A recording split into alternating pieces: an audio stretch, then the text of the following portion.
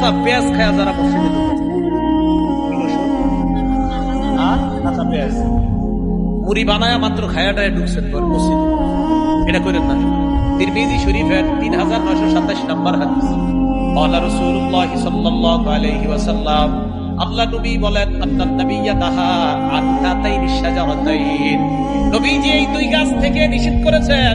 নবী বলেন, মান আকালাহুমা, এই দুই গাছ তথা ইয়ানিল বাসলা ওয়াস সুমা, কেউ যদি পেঁয়াজ এবং রসুন খায়, ফালা ইয়াকরাবান্না মাসজিদানা, সেজন্য আমাদের মসজিদের কাছেও না আসে।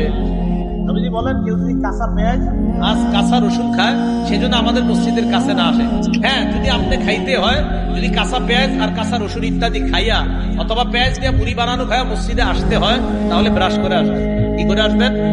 কেন ব্রাশ করে আসবেন? মুসলিম শরীফের হাদিসে আসছে, ক্বালা রাসূলুল্লাহ সাল্লাল্লাহু আলাইহি ওয়াসাল্লাম, আল্লাহ নবী বলেন, শোনো তোমরা, এই যে গন্ধযুক্ত গাছ, এই গন্ধযুক্ত গাছ যারা খায়, নবী বলেন, মান আকালা মিন হাযিহি শাজারাতিল মুনতিনা, মুনতিনা মানে গন্ধযুক্ত গাছ, যে গাছের গন্ধ আছে, যারা খাও, ফালা ইয়াকরাবান্না মাসজিদানা, মসজিদে আসবা না।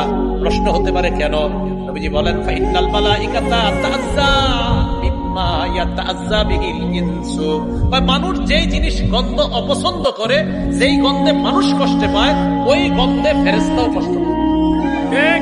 এই গন্ধে কষ্ট পায়, ওই গন্ধে কে কষ্ট পায়? তাহলে পেঁয়াজ রসুন, এই কাঁচা পেঁয়াজ কাঁচা রসুন এগুলা খেয়ে মসজিদে আসা যাবে না। যদি কোনো মুসল্লি নাও থাকে তাও আসবেন না। কেন মসজিদে আসবেন না মুসল্লি না থাকলে? কারণ ফেরেশতা মসজিদে আছে। তখন আপনি যখন ওই কাঁচা পেঁয়াজের গন্ধ, এটা যখন মানুষ সহ্য করতে পারে না, ফেরেশতাও সহ্য করতে পারে না।